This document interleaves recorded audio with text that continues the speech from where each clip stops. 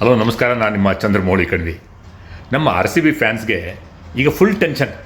ಯಾಕಂದರೆ ನಾಳೆ ಚಿನ್ನಸ್ವಾಮಿ ಸ್ಟೇಡಿಯಂನಲ್ಲಿ IPL match RCB versus Punjab Kings. ಈವರೆಗೆ RCB ಇಲ್ಲಿ ಆಡಿದಂಥ 2 ಮ್ಯಾಚ್ ಅಂದರೆ ಗುಜರಾತ್ ಟೈಟನ್ಸ್ ಹಾಗೂ ಡೆಲ್ಲಿ ಕ್ಯಾಪಿಟಲ್ಸ್ ಮೇಲೆ ಯಾಕೆ ಸೋತರು? ಮೊದಲನೇದಾಗಿ ಮುಖ್ಯವಾಗಿ ಕ್ಯಾಪ್ಟನ್ ರಜತ್ ಪಾಟಿದಾರ್ ಅವರು ಟಾಸ್ ಸೋತರು. ಇದರಲ್ಲಿ ಅವ್ರದ್ದೇನು ತಪ್ಪಿಲ್ಲ ಬಿಡಿ. ಆದರೆ ಸ್ವಲ್ಪ ರೆಸ್ಪಾನ್ಸಿವ್ ಪಿಚ್ ಮೇಲೆ ಮೊದಲು ಬ್ಯಾಟಿಂಗ್ ಮಾಡಿದಾಗ ನಮ್ಮ ಬ್ಯಾಟರ್ಸ್ RCB ಬ್ಯಾಟರ್ಸ್ ವಿಫಲರಾದರು. 2 ಮ್ಯಾಚ್ ಮುಗಿದ ನಂತರ ನಮ್ಮ RCB ಮೆಂಟರ್ ಆಗಿದ್ದಂಥ ದಿನೇಶ್ ಕಾರ್ತಿಕ್ ಅವರು ಸಿಕ್ಕ ಪಿಚ್ ಬಗ್ಗೆ ಸಂತುಷ್ಟರಿರಲಿಲ್ಲ. ಏನು ದಿನೇಶ್ ಕಾರ್ತಿಕ್ ಅವರು ಇಲ್ಲಿಯ ಪಿಚ್ ಕ್ಯೂರೇಟರ್ಸ್ಗೆ ನಮಗೆ ಒಳ್ಳೆ ಬ್ಯಾಟಿಂಗ್ ಪಿಚ್ ಮಾಡಿಕೊಡಿ ಅಂತ ಕೇಳ್ತಾರೆಯೇ? ಹೇಳಲಿಕ್ಕಾಗಲ್ಲ, ಕೇಳ್ಬೋದು.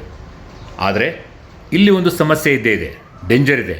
ಅದೇನಂತಂದರೆ ಒಳ್ಳೆ ಬ್ಯಾಟಿಂಗ್ ಪಿಚ್ ಸಿಕ್ಕರೆ ಪಂಜಾಬ್ ಕಿಂಗ್ಸ್ನ swash buckling batters youngster Priyansh Arya, captain Shreyas Iyer, Shashank Singh, Prabhsimran Singh ಎಲ್ಲರೂ ಹೊಡೆದ ಶಾಟ್ಸ್ಗಳಿಗೆ ಕ್ಯಾಚ್ಗಳನ್ನು ಫೀಲ್ಡರ್ಸ್ ಅಲ್ಲ ಸ್ಪೆಕ್ಟೇಟರ್ಸ್ ಹಿಡಿಬೇಕಾಗತ್ತೆ ಅಲ್ವೇ? It's just a joke.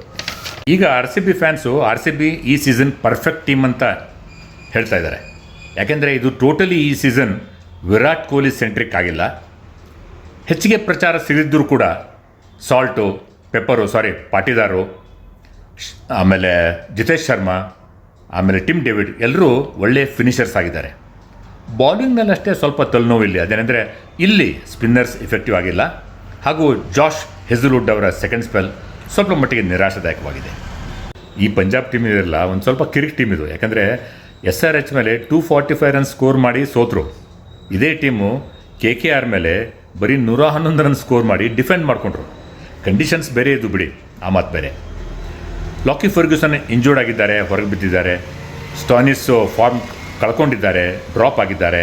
ಒಳ್ಳೆಯ ಬಿಡಿ RCBಗೆ ಅಂತ ಅಂದ್ಕೊಂಡ್ರೆ, ಅತ್ಲಾಗೆ ಈವರೆಗೆ ಬಹಳ ದುಬಾರಿಯಾಗಿದ್ದಂಥ Marco Jansen left arm fast bowler ಈಗ ತಮ್ಮ ಲಯ ಕಂಡುಕೊಂಡಿದ್ದಾರೆ ಹಾಗೂ ಮ್ಯಾಚ್ ವಿನ್ನರ್ ಆಗಿದ್ದಾರೆ. ಇದೇ ಚಿನ್ನಸ್ವಾಮಿ ಸ್ಟೇಡಿಯಂನಲ್ಲಿ RCB ಪರವಾಗಿ ಹಲವಾರು ಸೀಸನ್ ಆಡಿದಂಥ ಈಗ 18 ಕೋಟಿ ವೀರ ಯುಜವೇಂದ್ರ ಚಹಲ್ ಅವರು ಏನು ಮೊಹಮ್ಮದ್ ಸಿರಾಜ್ ಥರ RCBಗೆ ಇಲ್ಲೇ ಚಿನ್ನಸ್ವಾಮಿ ಸ್ಟೇಡಿಯಂನಲ್ಲೇ ಕಂಟಕವಾಗ್ತಾರೆ? ಈ ಮ್ಯಾಚ್ ಮಾತ್ರ ಭಾಳ ಇಂಟ್ರೆಸ್ಟಿಂಗ್ ಇರ್ತದೆ. ಯಾರು ಗೆಲ್ತಾರೆ ಈ ಮ್ಯಾಚ್?